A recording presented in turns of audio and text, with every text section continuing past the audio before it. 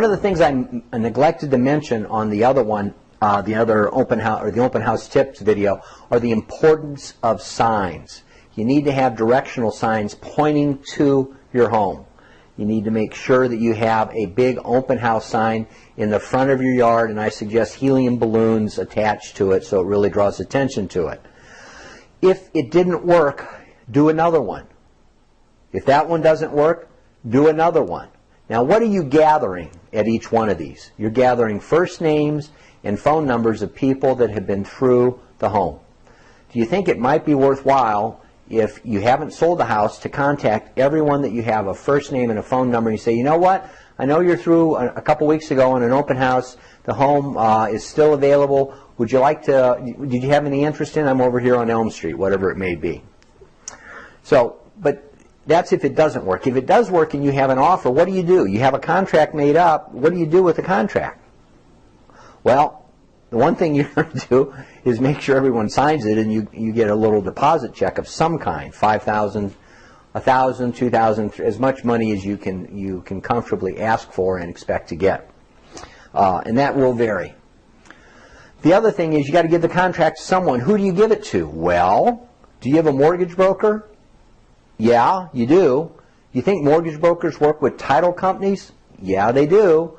Well, why not say to your mortgage broker, hey, you know, I've got a contract on this. Who would you suggest handle the closing? And they're going to say, well, I work with ABC Title. They work like this, hand in glove, hand in glove. So that's who you will turn over the contract to. And guess what? This is what they do for a living. So they're going to let you know exactly what you need to get, either for yourself or for the person buying your home, so they can handle the closing. Is it a good idea to be represented by an attorney on the closing? Answer to that is yes, it is. Most attorneys will not charge you much to simply review the documents on your behalf. Okay? Title company, they're going to do it right, but it never hurts to pay $200, maybe as much as $500 to an attorney and say, listen, I'm selling the house myself. I just want to make sure my interests are best suited. Can you represent me and just review the documents? And they will always say yes, because they want to get paid.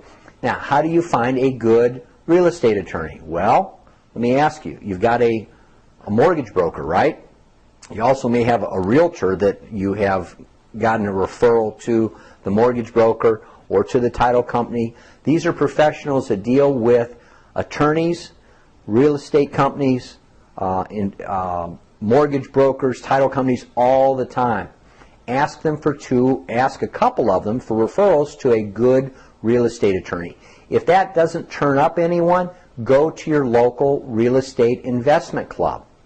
Or just go to Google and type in real estate investment club, and you'll find them in your area. And most of those websites, the real estate investment clubs, have a listing of members, and guess what? Almost without exception, you'll have a real estate attorney listed, or 2 or 3 in the associate members or the gold and bronze members for the real estate investment club. So not a bad idea to be represented and have legal representation, because it is a big, it's a big sale, and you want to make sure everything goes smoothly.